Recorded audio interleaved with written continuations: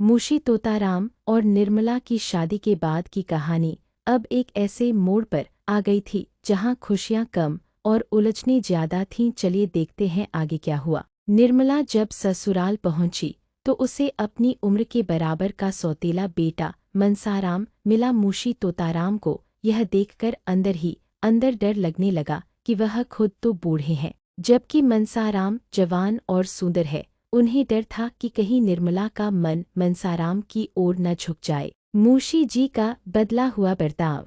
मुंशी जी ने खुद को जवान दिखाने के लिए अजीब हरकतें शुरू कर दी। वे सुबह उठकर शीशे के सामने घंटों बाल संवारते, रंगीन कपड़े पहनते और जवानी का ढोंग करते, लेकिन निर्मला के मन में उनके लिए कोई प्रेम नहीं जागा। वह तो बस एक कर्तव्य समझकर उनके साथ रह रही थी। शक का जहर धीरे धीरे मुंशी जी का शक इतना बढ़ गया कि उन्होंने मनसाराम पर पाबंदियां लगाना शुरू कर दी। उन्होंने निर्मला और मनसाराम को बात करते देखना भी बंद कर दिया। मुंशी जी ने मनसाराम को घर से दूर एक हॉस्टल में रहने के लिए भेज दिया, यह बहाना बनाकर कि घर में शोर होने से उसकी पढ़ाई खराब होती है। मनसाराम बहुत ही सीधा और नेक लड़का था कि उसके पिता अचानक उससे इतनी नफरत क्यों करने लगे हैं। वह अपनी नई माँ निर्मला का बहुत सम्मान करता था, लेकिन पिता के शक ने पूरे घर की शांति छीन ली थी। हॉस्टल जाने के बाद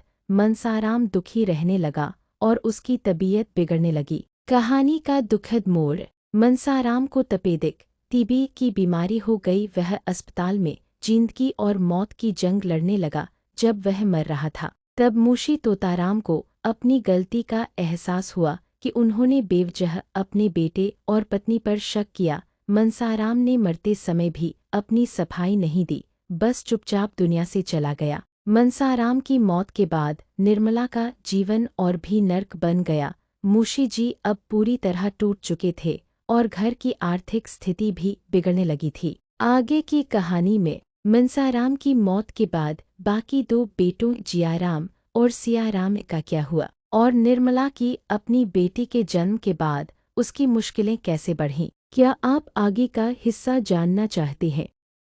जियाराम का बिगड़ना और घर से भागना। बड़ा भाई मनसाराम तो चला गया, लेकिन दूसरा बेटा जियाराम अपने पिता से नफरत करने लगा। उसे लगता था कि उसके पिता की वजह से ही उसके भाई की जान गई और घर बर्बाद हुआ। जियाराम बुरी आदतों में पड़ गया और घर से पैसे चुराने लगा।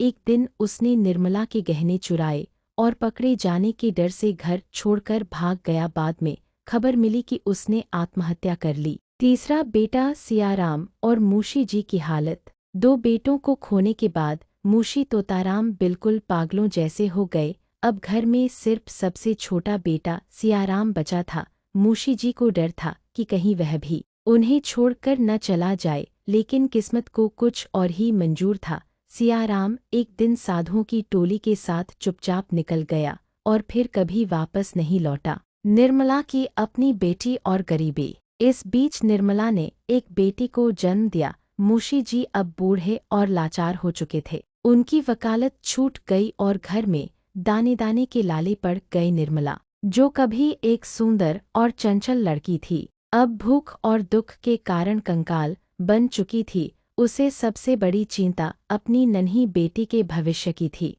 कि उसके जाने के बाद इस बच्ची का क्या होगा। कहानी का अंत। मुंशी तोताराम अपने बेटों की तलाश में घर छोड़कर दर दर भटकने लगे। अंत में निर्मला बीमारी और अकेलेपन से जूझते हुए दम तोड़ देती है। जब मुंशी जी वापस लौटते हैं तो उन्हें घर में निर्मला की लाश और रोती हुई छोटी बच्ची मिलती है। निष्कर्ष। मुंशी प्रेमचंद की यह कहानी हमें दिखाती है कि कैसे दहेज प्रथा और बेमेल विवाह, उम्र का बड़ा अंतर न केवल एक लड़की की जिंदगी बर्बाद करते हैं, बल्कि पूरे हंसते खेलते परिवार को खत्म कर देते हैं। निर्मला उपन्यास का यह सफर यहीं समाप्त होता है।